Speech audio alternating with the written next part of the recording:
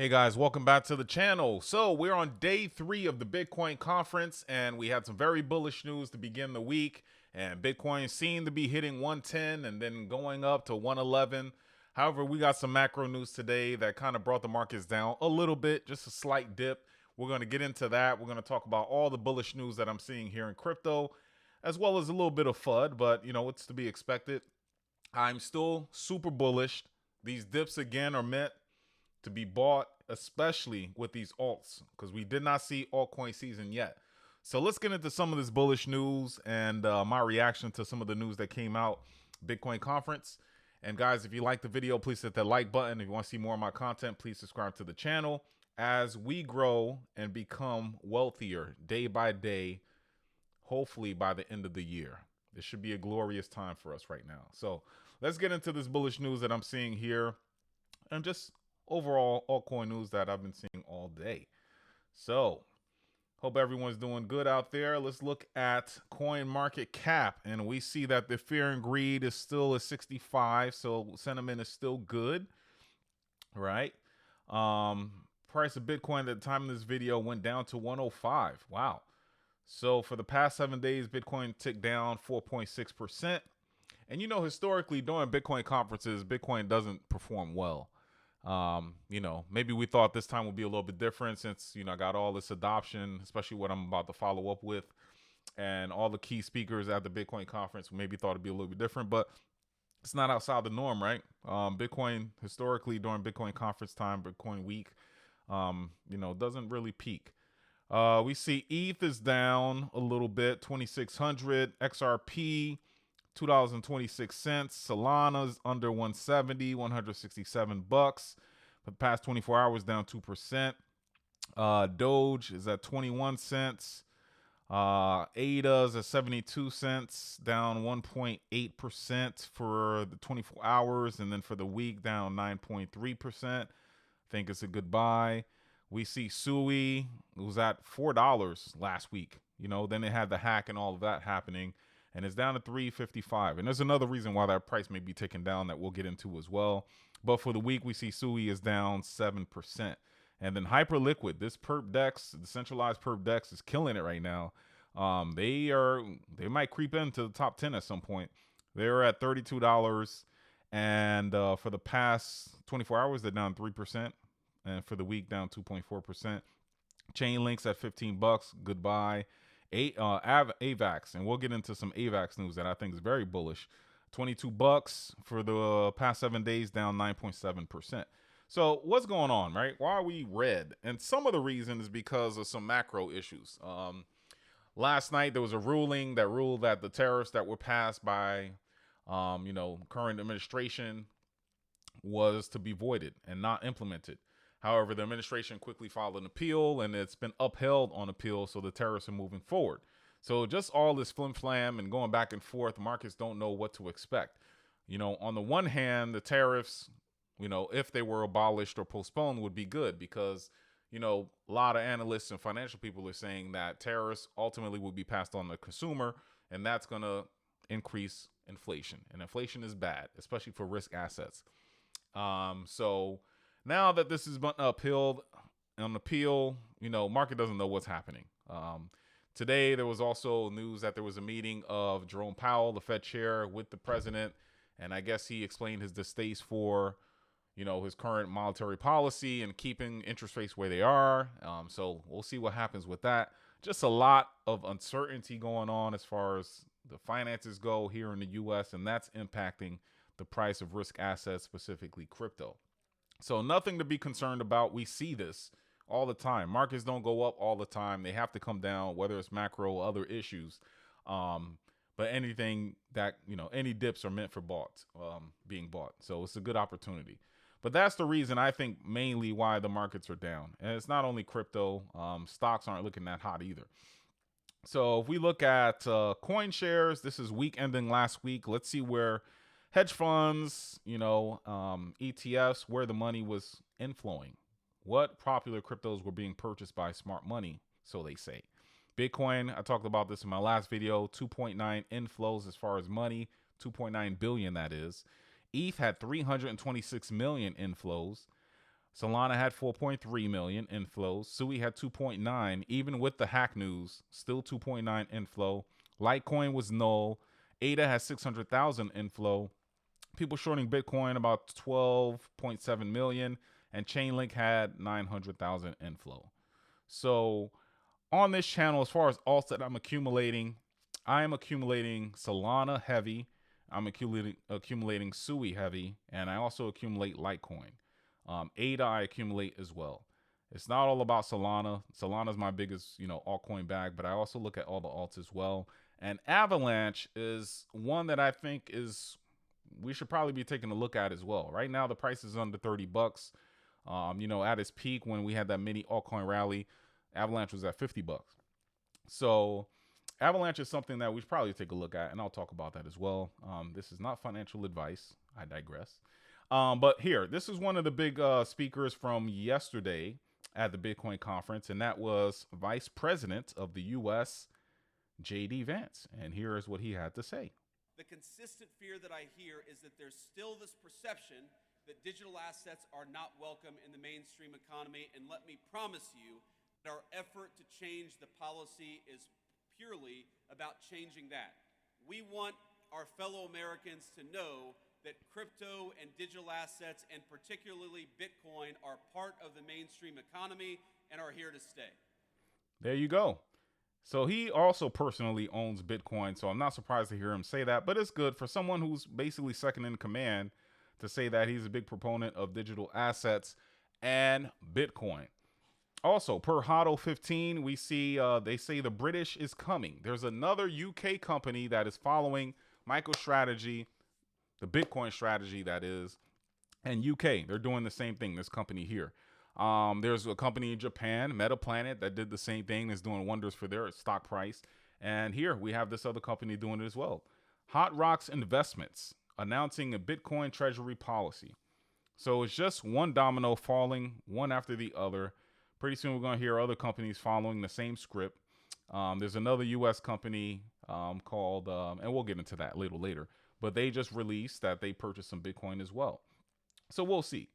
Bitcoin Archive said that Spanish banking giant Banco Santander is looking to make Bitcoin and stablecoins available to its retail clients. Why is this important? Bitcoin, obviously we talk about that on this channel, but Brazil is a huge country. A lot of people there. And this bank in particular has 175 million customers worldwide and is the biggest lender in the Eurozone. So we have spot ETFs. We have Bitcoin treasury and strategic reserve companies. We have nation states buying. We have states in the U.S. buying an asset that is finite. You can't just print it. There's no magic money printer like we have fiat that you can print infinitely. It's a finite number. And the number that is listed as far as 21 million, a lot of that is lost. So it's even more finite than we think. And you just have just the dominoes falling. Pretty soon the FOMO is going to be out of control and the price of Bitcoin will go crazy. And once people can't afford that, they're going to look at these alts, and the price of the alts are going to go even higher too. So let's look at also another announcement. Senator Loomis, big Bitcoin bull. Thankfully that she's in the U.S. Senate. She announced, or she's reintroducing the Bitcoin Act. And she kind of hinted yesterday that the president is actually behind and supports her bill. Now that's important, but she has to have her colleagues in the Senate and House also approve it as well. But in this bill, they're requesting or suggesting that the U.S. government acquire 1 million Bitcoin. So they already hold Bitcoin, but they're suggesting in this bill that they acquire more. And how are they going to do that? Basically, they're going to finance it using existing funds within the Federal Reserve System and Treasury Department. So maybe converting some gold to purchase Bitcoin, who knows? But let's see what happens with that. If that passes, that'll be major. We know there are 2 states. I believe it's New Hampshire and I want to say Arizona are the 2 states that already have Bitcoin strategic reserves. So that's huge.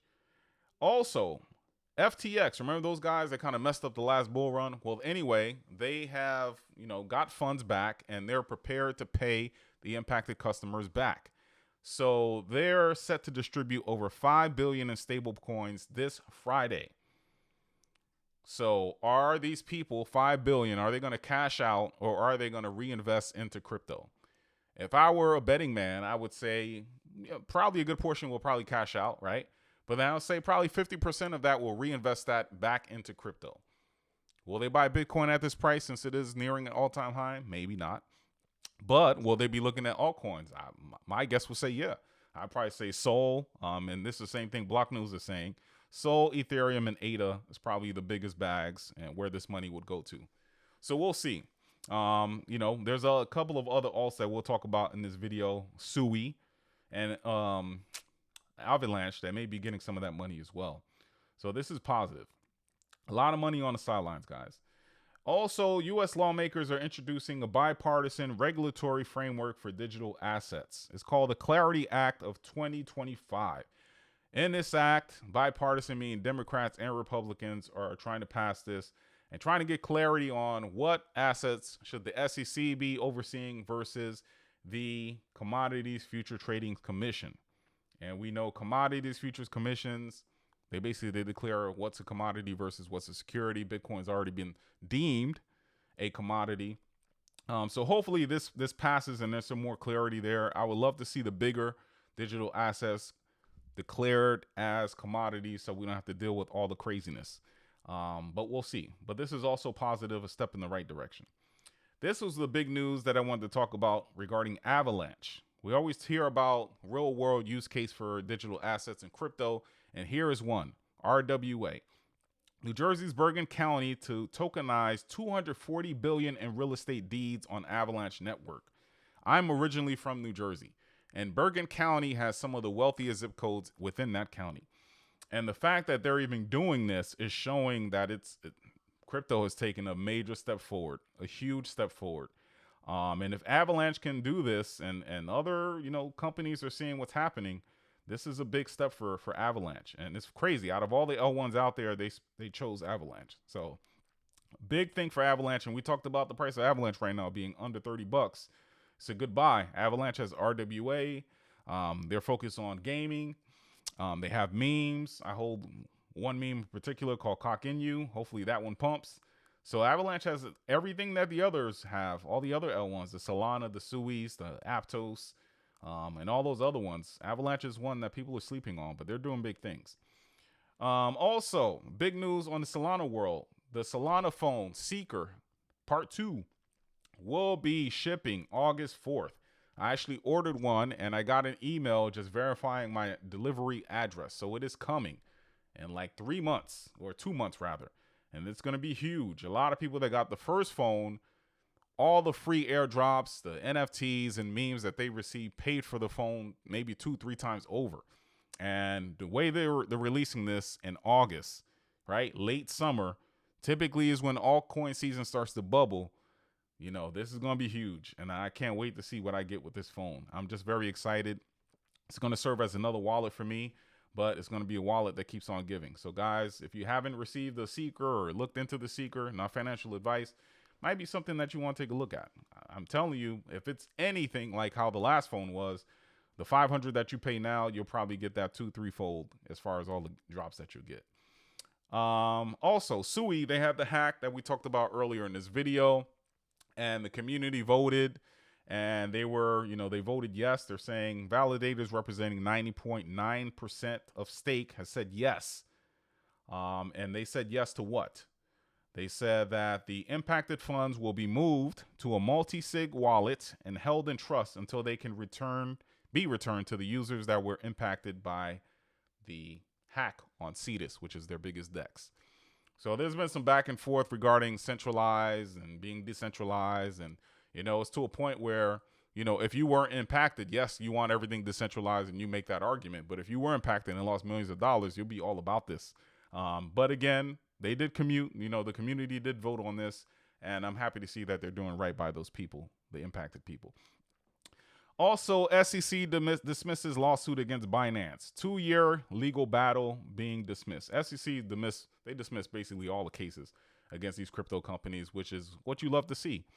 So things are trending positively for Bitcoin and the alts. And FUD news, GameStop, famous meme stock, that people love shorting, has plummeted 18% since announcing that they purchased 500 million in Bitcoin, or that's their plan.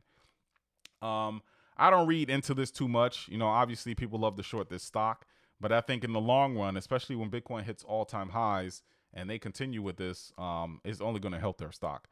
So that's positive. All the GameStop stores I know around where I live, they're all shut down. I think they're having a resurgence now because of Pokemon, but you know, this should definitely help the company and the price of the stock. So I'm not worried. Lastly, I'll end with this, just taking a look at some of the unlocks here, and we'll only cover the ones that I'm concerned about, and that would be Sui. Sui has an unlock, and if you look here, according to Tokenomics, that they only have 33.4% of the supply released. And in about 2 days, 157 million, about 1.3%, will be released. So I don't know that it'd impact the price much. But I just figured I'd throw that out there. Optimism, only 36.2 of the supply has been released. This is a ETH L2. And in 1 day, in 46 minutes, they'll have about 23 million, which is 1.83% of the supply being released. So not going to impact it too much. So overall, everything is still positive. We have macro conditions holding us back, but just like they hold us back, we have some good news. Things will fly as well. Continue to grind. I'm still super positive on Bitcoin. Happy that I own it. You know, I'm going to continue to DCA into that and altcoins, and I can't wait to see what the remainder of 2025 holds. So that's today's video, guys. If you like the video, please hit that like button. You want to see more of my content, please subscribe to the channel. Until later. Bye.